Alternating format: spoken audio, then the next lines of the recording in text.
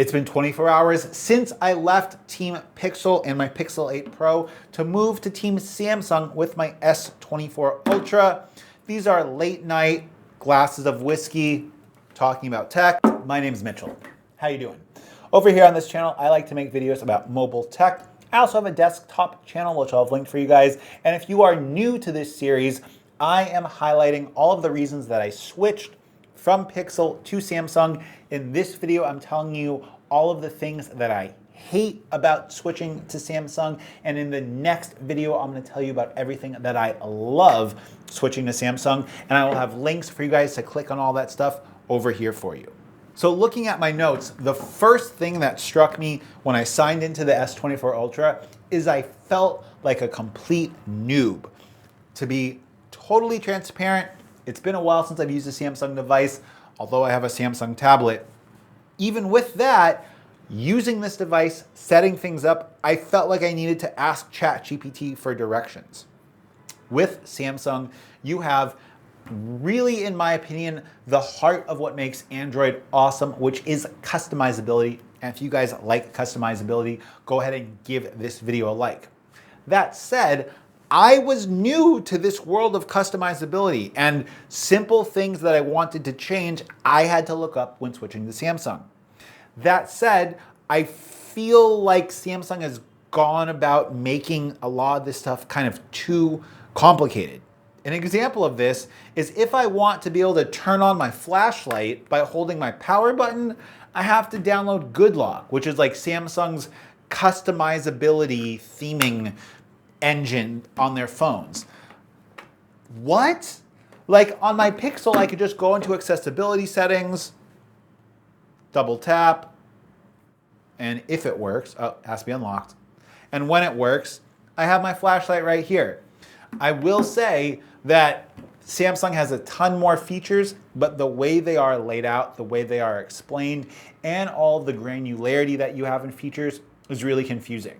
Sometimes you'll have features where you'll have to click on an icon toggle and then you get more features other than that toggle.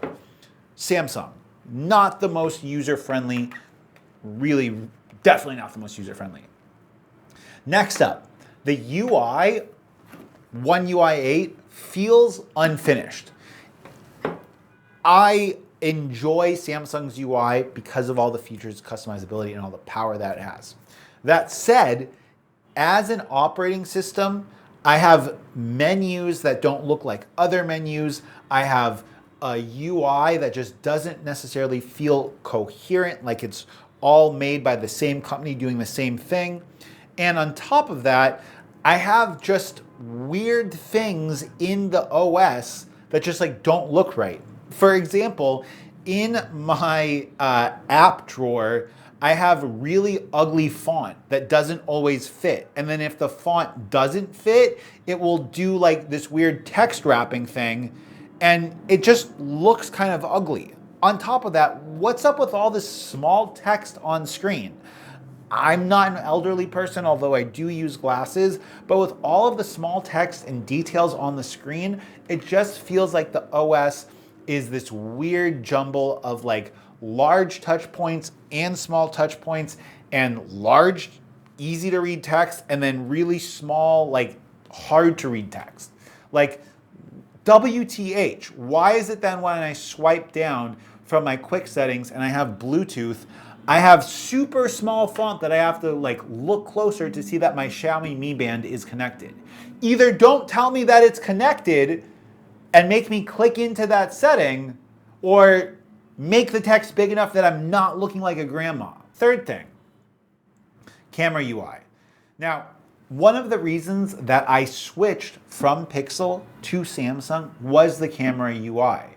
That said, we have a pro camera mode for stills, a regular camera mode for stills, a video mode, a pro video mode, and we have a pro raw photo mode with most of the features that you have in pro mode, but not all of them. Like, I would love to have a pro photo and a pro video mode and just make it the pro photo video mode and just leave that for what it is. Having this like in between, I understand is like a nice stepping point for photo, but I think for some people, having two camera apps that are both the native camera apps might be a little bit excessive. And the way and all of the features and how everything is laid out on the camera mode definitely takes quite a bit of learning and quite a bit of getting used to.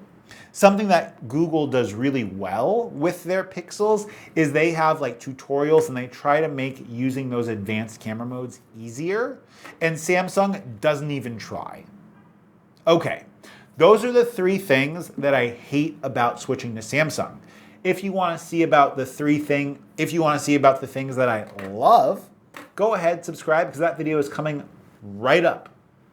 Maybe I'm drunk, maybe I'm not. Either way, it's been Mitchell. I appreciate you watching my content. Have a good one.